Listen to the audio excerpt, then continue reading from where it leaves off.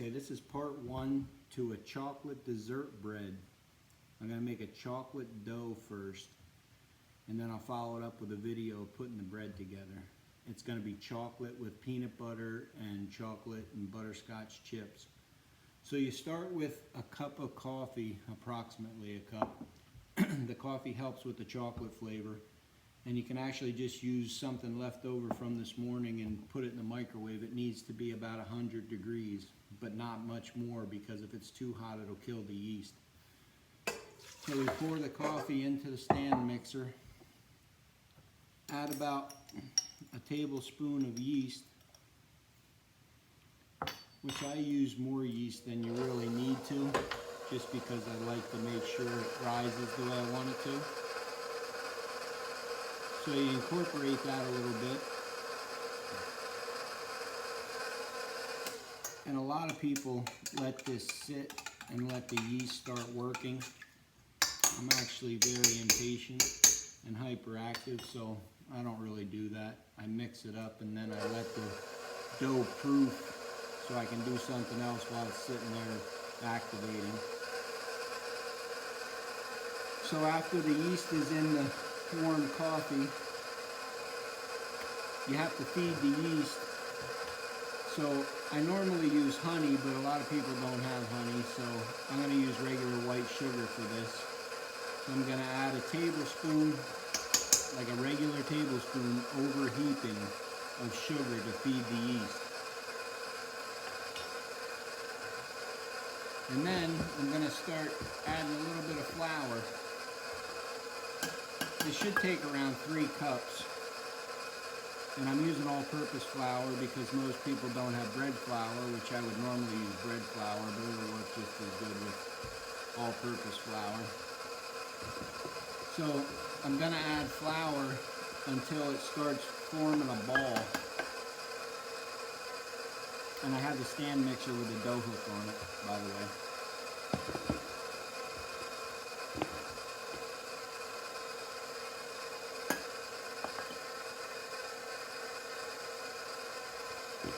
So I'm just adding this until the liquid disappears, because I don't like adding the oil and the salt to it until there's no liquid.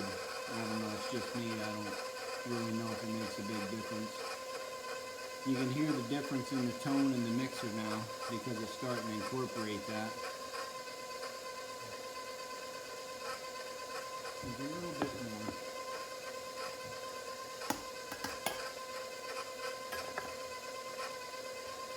So now that the moisture has disappeared and it's starting to come together, I'm going to add approximately 2 tablespoons of olive oil.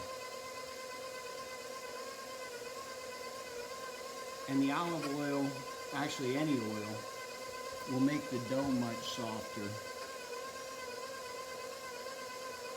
The less oil you use, it would be like a crusty kind of bread, like an old artisan kind of bread.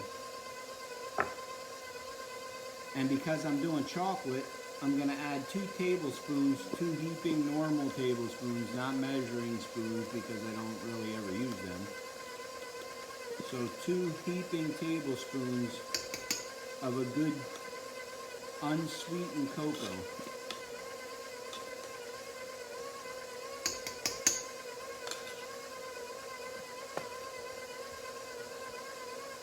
And then I'm going to add a real heavy pinch of sea salt.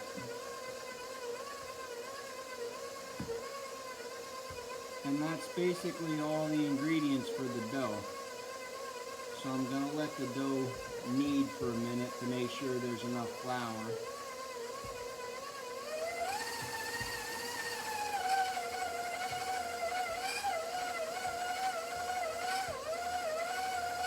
You can make dessert bread out of anything. You could just do regular white bread and spread brown sugar and butter and cinnamon in it and make a regular loaf and put it in the oven.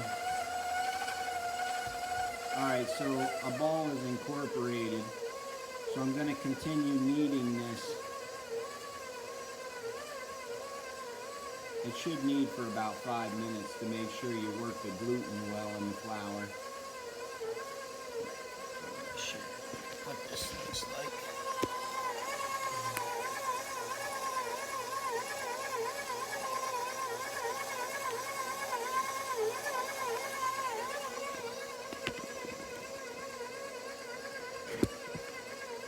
so that's step one. I'm just gonna let this knead for another 5 minutes. Okay, I let the dough knead for about 5 minutes.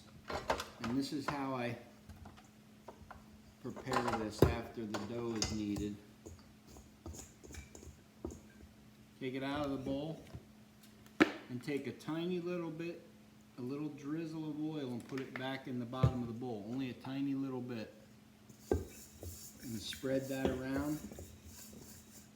And then take the dough and drop it in there and press it down. And then flip it over so the oiled side is up. That keeps it from getting a crust on it when you're leaving it proof. And I started the oven just to warm it up, not even to 100 degrees, so it's warm in there so it proofs fast. So I'm gonna put it in there and let it proof for about 35-40 minutes.